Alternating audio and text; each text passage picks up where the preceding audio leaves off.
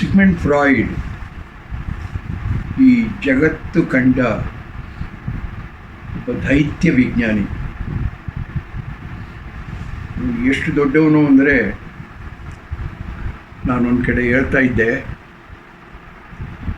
ಒಬ್ಬ ಮನುಷ್ಯ ದೊಡ್ಡವನಾಗಬೇಕಾದ್ರೆ ಅವನ ಪ್ರಭಾವ ಪ್ರಪಂಚದ ಎಲ್ಲದರ ಮೇಲೂ ಆಗಬೇಕು ಅಂತ, ಆವಾಗಲೇ ದೊಡ್ಡ ಮನುಷ್ಯ ಅನಿಸ್ತದೆ. ಆ ತರಹ ದೊಡ್ಡವರಾದವರು ಕೆಲವು ವ್ಯಕ್ತಿಗಳು, ಅಂದರೆ ವಿಶ್ವದ ಎಲ್ಲ ವಿಷಯಗಳ ಮೇಲೂ ಪ್ರಭಾವ ಬೀರಿದೆ ಅಂತ ವ್ಯಕ್ತಿಗಳು ಅಂದರೆ ಡಾರ್ವಿನ್ನು, ಐನ್ಸ್ಟೀನ್, ಕಾರ್ಲ್ ಮಾರ್ಕ್ಸ್. ಈಗ ನೋಡಿ, ಅವರ ಪ್ರಭಾವ, ಕಾರ್ಲ್ ಮಾರ್ಕ್ಸ್ ಪ್ರಭಾವ ಇಡೀ ಪ್ರಪಂಚದ ಮೇಲೆ ಆಯಿತು. ಐನ್ಸ್ಟೀನ್ ಪ್ರಭಾವ ಇನ್ನೇನಿಲ್ಲದೆ ಇರೋ ಆಟಮ್ ಹೊಡೆದ ಅಂತ ಇಡೀ ಪ್ರಪಂಚದ ಮೇಲೆ ಆಯಿತು. ಹಾಗೆ ನಾನು ಒಂದು ಕಡೆ ಹೇಳಿದೆ, ಈ ವಿಶ್ವದ ಮೇಲೆ ಪ್ರಭಾವ ಬೀರಿದಂಥ ವ್ಯಕ್ತಿಗಳು, ಐನ್ಸ್ಟೀನು ಭೌತಿಕ ವಿಶ್ವದ ಮೇಲೆ ಪ್ರಭಾವ ಬೀರಿದ, ಹೌದಾ? ಮಾರ್ಕ್ಸು ಸಮಾಜದ ಮೇಲೆ ಪ್ರಭಾವ ಬೀರಿದ. ಸಾಮಾಜಿಕ ಜೀವನ, ಕಮ್ಯುನಿಸಮ್ನಿಂದಾಗಿ ಎಷ್ಟು ಬದಲಾವಣೆ ಆಗೈತೆ ಅಂತ ಎಲ್ಲರಿಗೂ ಗೊತ್ತು. ಸೊ ಒಬ್ಬ ಮನುಷ್ಯ ಅಂದರೆ ಅವನದು ಒಂದು ಶರೀರ, ಹಂಗೆ ಅವನು ವಾಸ ಮಾಡೋ ಒಂದು ಸಮಾಜ. ಯಾವಾಗಲೂ ತಿಳ್ಕೊಳ್ಳಿ, ನಮ್ಮನ್ನು ನಿರ್ಧರಿಸವು 3 ವಸ್ತುಗಳು. ಒಂದು ನಿಮ್ಮ ಬಾಡಿ, ಇನ್ನೊಂದು ನಿಮ್ಮ ಮನಸ್ಸು, ಮೂರನೇದು ನಿಮ್ಮ ಸಮಾಜ. ಸಾಮಾನ್ಯವಾಗಿ ನಾವು ಸಮಾಜದ ಪ್ರಭಾವನ ಅಷ್ಟಾಗಿ ಗುರುತಿಸಲ್ಲ.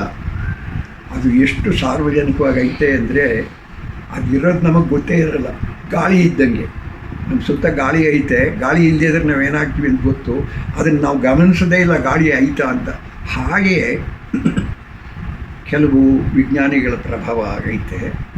ಸೊ ಮನುಷ್ಯನ ವ್ಯಕ್ತಿತ್ವ ನಿರ್ಧಾರ ಮಾಡೋದು ಅಂದರೆ ಅವನ ಶರೀರ, ಅವನ ಮನಸ್ಸು ಮತ್ತು ಸಮಾಜ. ಸಮಾಜದ ಪ್ರಭಾವನ ನಾವು ಗಮನಿಸಲ್ಲ ಅಂತ ಇದ್ದೆ ನಾನು. ನಿಮ್ಗೆ ಆಶ್ಚರ್ಯ ಆಗ್ಬೋದು, ನಾವು ಏನೇ ಮಾಡ್ತಾ ಇದ್ದರೂ ಸಮಾಜ ನಮ್ಮನ್ನು ಕಂಟ್ರೋಲ್ ಮಾಡ್ತಾ ಇರ್ತದೆ.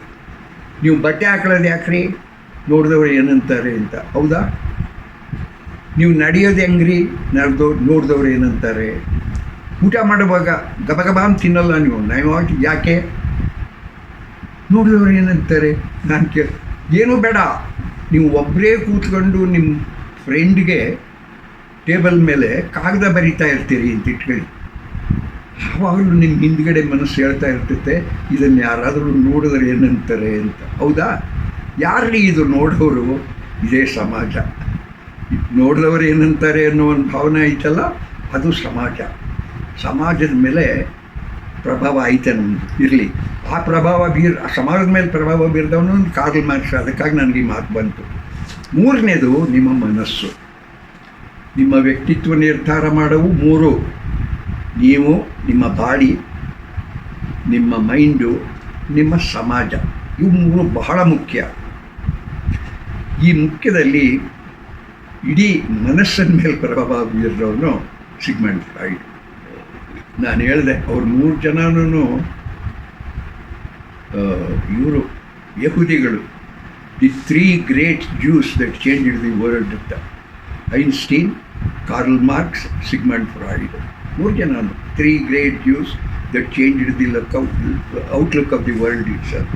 ಇರಲಿ, ಈ ಸಿಗ್ಮಂಡ್ ಫ್ರಾಯ್ಡು ಅವನು ಎಷ್ಟು ಪ್ರಾಮುಖ್ಯವಾಗಿದ್ದಾನೋ ಅಷ್ಟೇ ವಿವಾದಾತ್ಮಕ ವ್ಯಕ್ತಿ.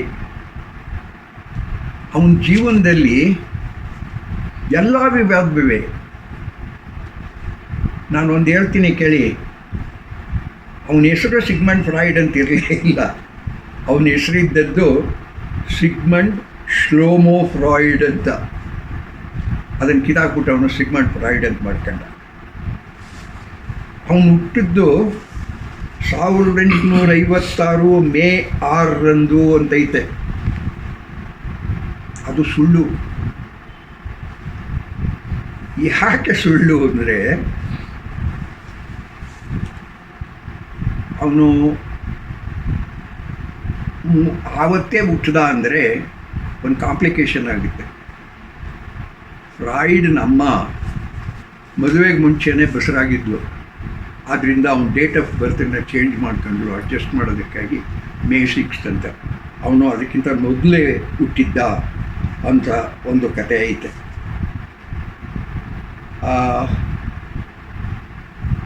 ಆಮೇಲೆ ನೀವು ನಂಬ್ತಿರೋ ಇಲ್ವೋ, ಕೆಲವು ಮಕ್ಕಳು ಹುಟ್ಟಿದಾಗ ಅವ್ರಿಗೆ ಏನೋ ಒಂದು ಮಾಸು ಸುತ್ಕೊಂಡಿರ್ತೈತೆ ಅಂತಾರೆ, ಕೇಳಿದ್ದೀರ ನೀವು? ಅದು ಒಂದು ವಿಶಿಷ್ಟ ವ್ಯಕ್ತಿ ಕೊಡುವಂಥ ವಸ್ತು ಅಂತ. ಫ್ರಾಯ್ಡ್ಗೆ ಅವನು ಹುಟ್ಟಿದಾಗ ಹಿಂಗೆ ಕಾಲ್ ಅಂತಾರೆ ಇಂಗ್ಲೀಷ್ನಲ್ಲಿ. ಈ ವಾಸ್ ಬಾರ್ನ್ ವಿತ್ ಎ ಕಾಲ್. ಅವ್ರ ಅಮ್ಮ ಇದನ್ನು ನೋಡ್ಬಿಟ್ಟು ಇವನು ನಿಜವಾಗೂ ದೊಡ್ಡ ಮನುಷ್ಯ ಆಗ್ತಾನೆ. ಇವನಿಗೆ ಅಮ್ಮನ ಮೇಲೆ ಬಹಳ ಪ್ರೀತಿ, ಅಪ್ಪನ ಮೇಲೆ ಅಷ್ಟೇ ದ್ವೇಷ. ಇವರಮ್ಮ ಅವನಿಗೆ 3ನೇ ಹೆಂಡತಿ. ಅವನು ಇವರಪ್ಪ ಬಲೆ ಸೆಕ್ಸುವಲೈಸರ್. ಅವನು ಇವರಮ್ಮನ ಮದುವೆ ಆದಾಗ ಅವಳಿನ್ನೂ ತುಂಬ ಚಿಕ್ಕವಳು. ಅವನಿಗಾಗಲೇ ಮೊದಲನೇ ಹೆಂಡತಿಗೆ ಮಕ್ಕಳಿದ್ದು, ಅವ್ರಿಗೆ ಮಕ್ಕಳಿದ್ದು. ಫ್ರಾಯ್ಡು ಹುಟ್ಟುತ್ತಾನೆ ಚಿಕ್ಕಪ್ಪ, ಅವನ್ನ ಚಿಕ್ಕಪ್ಪ ಅನ್ನೋರು ಆಗಲೇ ಇದ್ದರು, ಅವ್ರು ಇವನಿನ ದೊಡ್ಡವರು. ಅದು ನೋಡಿ ವಿಚಿತ್ರ. ಫ್ರಾಯ್ಡ್ನ ಮೊದಲನೇ ಹೆಂಡತಿ ಮಕ್ಕಳಿಬ್ಬರಿಗೆ ಮಕ್ಕಳಾಗಿದ್ದು, ಅವು ಇವನ್ನೇನಂತ ಕರಿಬೇಕು?